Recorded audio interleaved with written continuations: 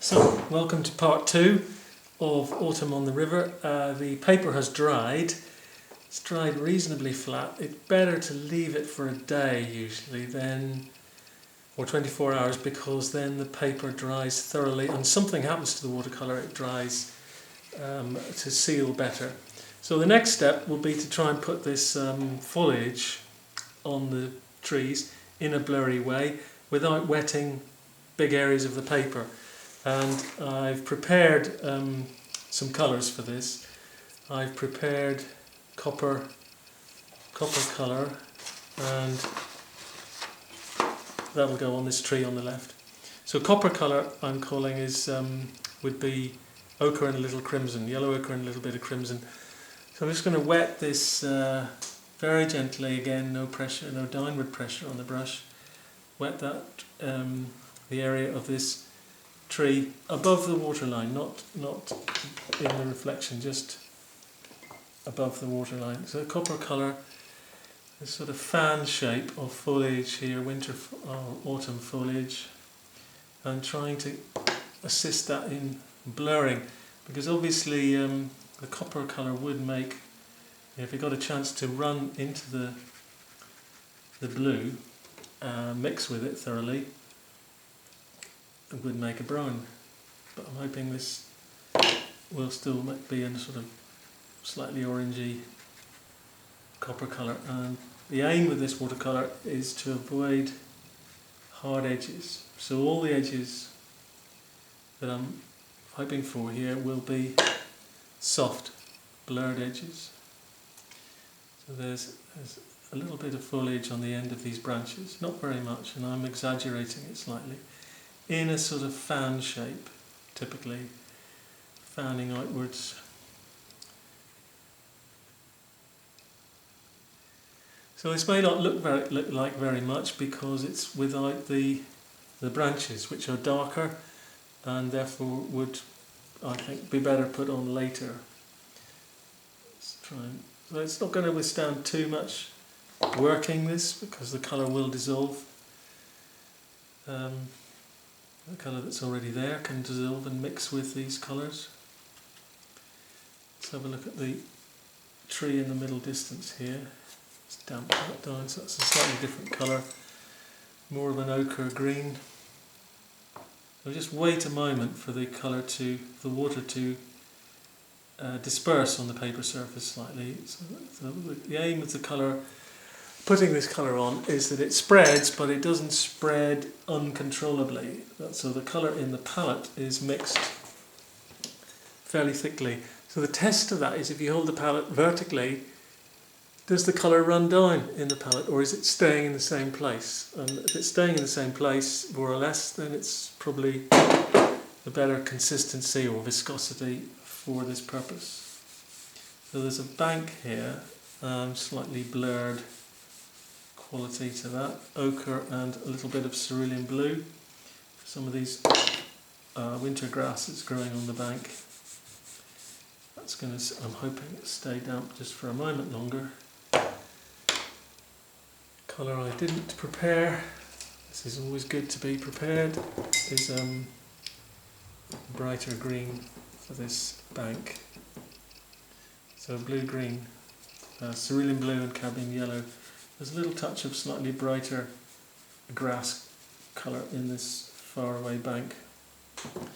Again, just little bits on damp, looking for a pattern or relationship of shapes of the greens.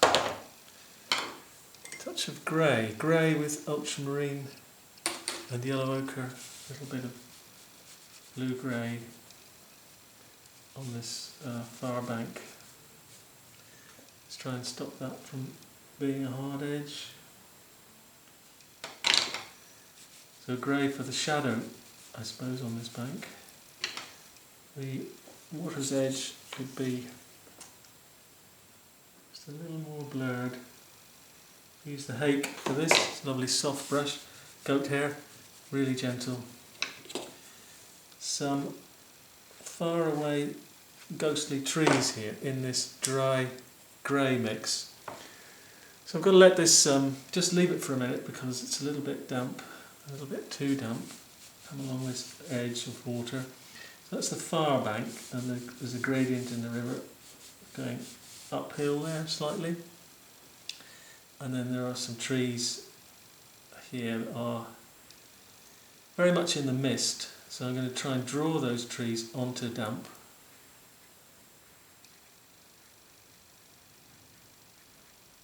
Something like that. See if I can get most of the tree in before this paper has a chance to dry off. Just re-wet there, if it should dry.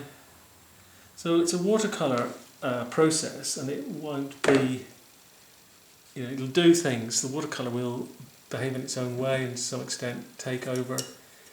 The effects that watercolour produces are controllable, but there are limits to how many times you can revisit this, and that's a big part of watercolour, is knowing when to stop, when to not to carry on. I'm reaching that point rapidly now. So there's a little bit behind here, perhaps in a sort of hazy blue-grey, slightly different blue-grey. Maybe a little bit also behind there, and possibly there. So that's one part of this, the sort of top left side. It's lacking the branches, it's lacking darker colours. Best to leave it alone. I think I have some other colours mixed up for these nearer trees on the bank on the right hand side, sort of golden green. So I'm just going to wet this little area here, not wetting this part just yet. I'll change the colour on the brush, which always has a danger of introducing more water to the mixture. Ochre and a little bit of cerulean blue make a greenish ochre. And I'm looking at the pattern in the tree. Is it regular? Is it consistent? Is the middle of the tree more or less empty? The canopy edge, that's what I'm going to call it. What sort of shape is that? Is it a hemisphere? Is it a lopsided umbrella? Where are the gaps? So this is typical of watercolour. You're thinking about what you're not painting as much as what you are painting. So there are some lower bushes, trees down here, right on the near bank. And there are trees or bushes low down as well, growing on that bank. So I'm shifting the colour into a more golden green, golden ochre if you like, cadmium yellow, yellow ochre, a little bit of cerulean blue. Just try and catch that some on the edge of the area that I wetted. So there are these low down bushes here, and there's a little bit of that blue-grey in the distance behind these trees. So there's a tiny touch of blue in there. Danger with doing all this at once could be that, apart from having far too many things to do, that the yellow and the green, the blue rather, would mix and make green, and we want these colours to disperse but not to mix. So I have two brushes on the go. I've got this golden colour I'm going to add a bit more red to on this side. So when you wet the paper after having put colour on it, it tends to dry faster because the water cannot be absorbed in the same way due to the colour that's there having gum arabic in it, which is a glue size, and that stops the water from soaking in quite as much as paper with nothing on it. So I'm trying to read this pattern of trees, foliage, and think about the gaps. That's typical of watercolour, so I'm trying to think about leaving out. So I haven't got any white paint, so that's more complete here, this area. It's more solid with this foliage. And there are these bushes or shrubs low down, and there's a trace of this blue haze behind these trees, just above, on the edge above the right bank. And there's a little bit of far away pinky colour just here. A little bit of slight pinky colour there. So I'm going to leave that alone. I have got a background emerging here, and that would be better sorted out or left until a little bit later to fix. So the reflection is a very similar proposition to that, but better observed by turning the paper that way, I think, and looking at the mirror of this. So the mirror is going to be a pattern that follows this profile, and more or less does this sort of thing in the river. And if I start at this end, all the colours are going to be a little bit muddier in the reflections. Just damp that. This is but similar idea to the reflection of the water, a reflection of the sky rather, in the water. So I'm going to come along here and look at this edge, slightly murkier colours.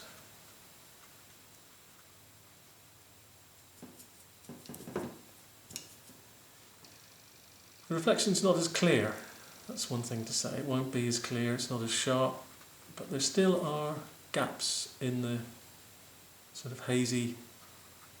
So there's a dip here, following that. So I'm just sort of do that and do that maybe. Do that and do that. So see if I can, if I don't quite, it's not quite a mirror because of the distance from the distance further. So let's damp that a little bit there. This tree is mirrored here, and I already had a little bit of drawing for it, so it's quite a hazy, muddy reflection of this tree.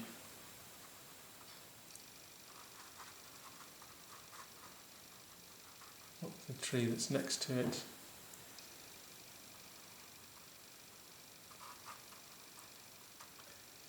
Stippling, dragging, twisting, turning the brush can help to give marks that are not repeated. That's important in nature, that the mark is different, can be different. Nothing is rarely, anything in nature is rarely repeated. So that should be a blurry shape, just there and there. The bank, which I haven't painted yet, is a sort of muddy colour, but it has got a greenish tinge to it. Might come back and revisit this, but I wanted just an idea of where this reflection is. It's that green along the bottom edge there. Bit odd painting the reflection before the thing that's being reflected. Let's see if I can put this sort of mauvey colour, mauvish grey in here. All these colours are meant to be fairly dry, so they don't disperse too much. It's ochre again, golden ochre, perhaps along there. So when you're adding colour to a wet surface, if the colour that is going on is very wet, then that can create backruns. And backrun would be like a cauliflower. It's a little bit darker there, possibly. So that's sort of spread in a funny way. It's not terribly happy with that, but let's see if I can get rid of this backrun. Very gently just tease that edge of dried colour. See if I can lose that. So the most distant part will be here somewhere. This is just wetting in stages rather than wetting big areas of this.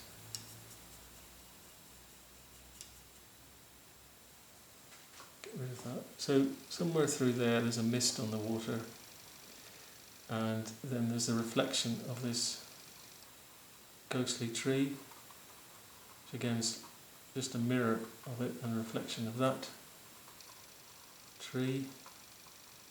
Very blurred, out of focus.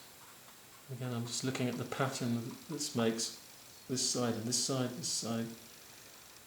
the reflection side. There is a mist on the water here, which won't be possible to lift out later on. So there's more murky reflections going on.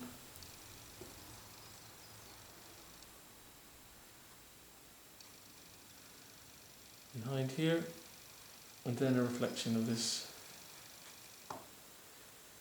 nearer tree. That's more of a golden green, but it's sort of muddy as well. So somewhere in there is a reflection. That reflection of this, not very clear. Colours got lost out of it. It's too dark.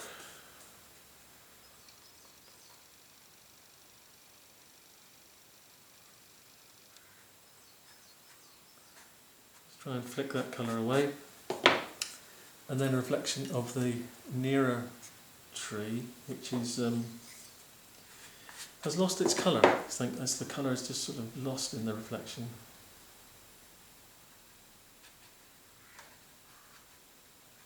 Darker, duller. Remember, this is missing the branches, so it's missing that focus or definition that the branches could give. Let's try to add very little extra water at this point if I am going to do anything more to this, because water will just most likely create backgrounds. So I've tried to look at the pattern of the reflection, something like this, and I'm going to turn it round. Of course, you begin to see it in a slightly different way. It is still rather abstract, still missing the detail. I'm trying to keep it all from having dried edges.